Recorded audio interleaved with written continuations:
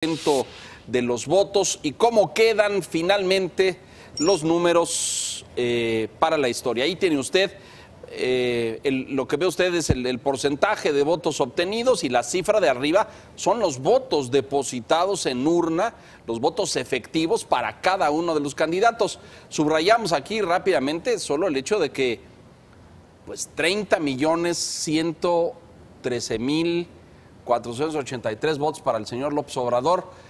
Para que tenga usted una proporción, el señor Enrique Peña Nieto fue electo por 19 millones de votos. Es decir, sacó 11 millones más que el último presidente. Y Vicente Fox, no me quiero equivocar, pero son 17. Por ahí, ¿no? de 17 millones. Así es que, pues sí es... bueno, esto en cuanto a... Ahí tiene usted lo que obtuvo Ricardo Anaya, es el número final, y el que obtuvo José Antonio Meade, también el número definitivo. Otra cifra importante, Pablo, ya la comentaremos ahorita, por el derrumbe del voto duro del PRI, ¿no es cierto? El voto duro del PRI que se oscilaba antes, pues en una cifra cercana al 20%, 22% decían los priistas, es decir, por ahí de 12, 13 millones de votos, pues hoy muy abajo. Y lo que obtuvo el candidato independiente, ahí lo ve usted. Vamos a ver rápidamente, si le parece, lo que sucede en el Congreso, cómo están los votos para diputados. Así no le podemos mostrar la integración porque, pues a partir de estos porcentajes, entre hoy y mañana se estarán adjudicando los plurinominales. ¿No es así? ¿Pero tú ya los tienes? ¿Alguien los tiene? No. Todavía no. Hay estimaciones. Hay estimaciones. Hay estimaciones nada más, pero efectivamente el dato definitivo será hasta... Porque esta es la cifra... De hecho, hasta que termine, hay 2 o 3 senadurías que todavía están en disputa. Ahí ve usted, bueno, la fuerza mayoritaria. 20 millones para Morena en diputados. Es impresionante. Y ahí ve usted los dos de abajo, los que están en rojo, que son los dos partidos que no alcanzaron pues el 3% requerido por ley en ninguna de las 3 elecciones federales, presidencia, diputados o senadores, para mantener el registro, que son Nueva Alianza, el PANAL y el PES, Encuentro Social. Ninguno de esos dos partidos conservará el registro. De hecho, ya el INE esta tarde designó a interventores, se llaman, para que... Y esto es en el Senado, vea usted, aún más votos de Morena en el Senado, 21 millones de votos, poquito más. El 38% del Senado será para Morena. Esto es voto directo de mayoría.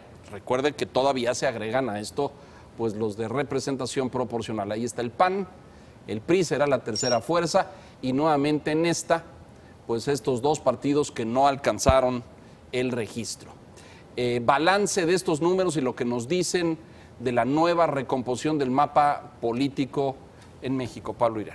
Mira, en una primera lectura te puedo decir que el mensaje del electorado, al ver las votaciones tan bajas del PAN y del PRI y tan alta de un candidato incierto, ambiguo, contradictorio como López Obrador, es que el electorado le dijo al PRI y al PAN: lárguense, ustedes fuera no. de aquí, ustedes no. Claro, muy elocuente mensaje.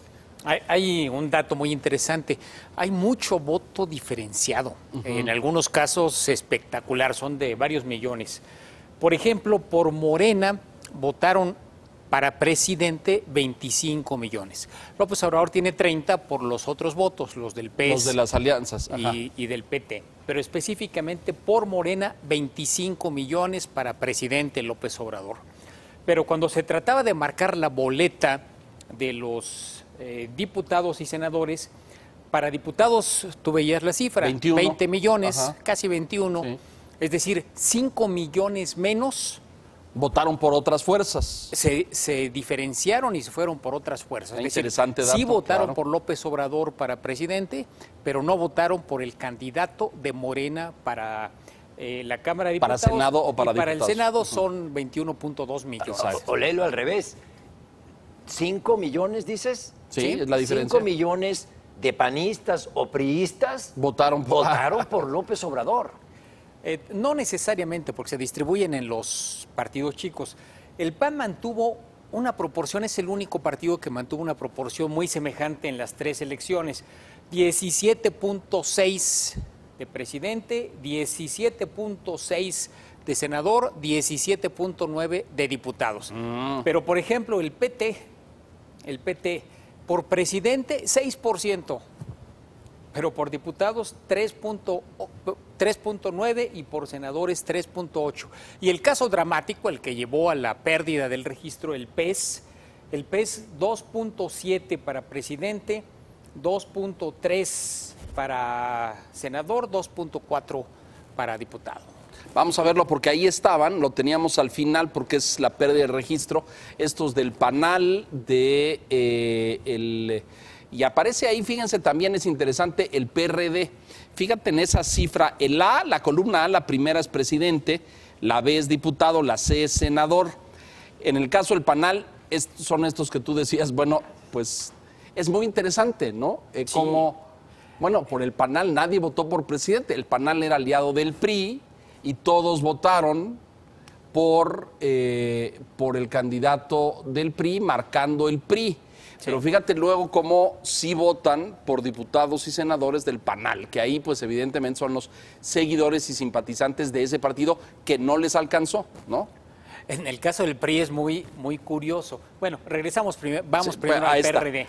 En el PRD, fíjate, si el registro hubiera dependido solo de la elección presidencial, ¿la hubiera perdido? El PRD hubiera perdido claro, su registro. Claro. 2.8, prácticamente casi el doble de los votos por Anaya para presidente fueron para los diputados y senadores perredistas. Es decir, la gente no cruzó por Anaya en el cuadro del PRD. Esa sí es muy elocuente, porque esa otra diferencia en la barra, que va al 5.2, que votaron por diputados y senadores del PRD, es el porcentaje de perredistas que no votó por Ricardo Anaya. Exacto. Y creo que algo que nos faltó comentar de la primera gráfica de los votos para los candidatos a la presidencia de la República, ajá, es que el Bronco tiene 3 millones de votos. Claro, claro. Y el Bronco tiene más votación, más porcentaje de votación que el Partido de la Revolución Democrática, casi lo duplica al PRD. Así es, así Tiene es. más votos, desde luego, que el Verde, que el PT, que el PANAL, que Movimiento Ciudadano, este candidato independiente que, pues, todos con razones muy profundas, sí, no veíamos con seriedad y realmente no era como para tomarse en serio, pero obtiene 3 millones de votos, mucho más que el Partido de la Revolución Democrática en la candidatura presidencial. Que prácticamente es la diferencia entre lo que obtuvo Ricardo Anaya y José Antonio Meade, Pablo. Sí. Más o menos, casi sí, 3 millones. Un dato interesante adicional es que, a diferencia de lo que pasó con López Obrador y los legisladores de Morena, en el caso del PRI pasó lo opuesto. Votaron por José Antonio Meade marcando la casilla del PRI, 7.6 millones de personas. Pero votaron por los... ¿Pero qué porcentaje es ese? Es el 13.6%. 13.6%. Pero votaron por los diputados de la alianza que respaldó PRI, a Meade, PRI Verde Panal, exacto, marcando la casilla PRI, 9.3 millones. Es decir, casi 2 millones de personas adicionales a las que votaron por Meade para presidente, votaron por candidatos del PRI a la diputación. Mira, qué interesante dato ese, ¿eh? O sea, votaron por López Obrador. Bueno, para presidente. Suponemos. De algún lado sacó los votos López Obrador, sí, no claro, salieron del aire, no, salieron claro, del PRI, del PAN y de partidos pequeños. Esos 5 millones que no están reflejados entre la votación presidencial y la votación de diputados y senadores de Morena, a lo mejor provienen de esos otros lugares. ¿No? Es muy interesante este proceso de diferenciación. Es decir, no ocurrió lo que López Obrador estaba pidiendo, que es el voto completo. Voto parejo. Si no hubieran obtenido registro los 3 partidos, el PES no hubiera perdido su registro. Sí. La gente diferenció, votó por López Obrador, pero no votó necesariamente por los candidatos a legisladores de Morena. Muy interesante. No votó por Meade, probablemente, como dice Pablo, votando por López Obrador, pero sí votó por candidatos a legisladores del PRI. Exacto. Sí, es elocuente el resultado de esta elección, cambia el mapa político y yo creo que lo va a cambiar más a futuro, que se viene la atomización de algunos partidos. Ya no creo en el PRI monolítico, disciplinado, que perdió en el año 2000 y que sus gobernadores mantuvieron a flote. No lo veo así, tal vez me equivoque.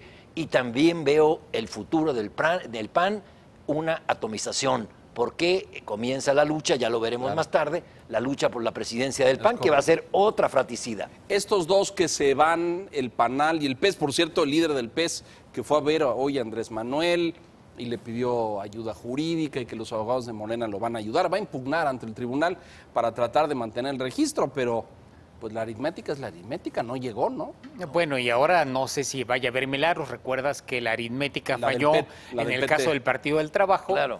Y ahí San Miguel, dicen, San Miguel Osorio. San Miguel fue el que hizo el milagro y lo resucitó al PT, que ya había perdido el registro. Vamos a ver qué dice el tribunal. La última palabra la tiene el tribunal. El INE ya dictaminó y dice, en función de los resultados, hay dos partidos que no alcanzan el registro. Se trata de PANAL y del PES. Así es. Pero el tribunal tiene que ratificar esta decisión.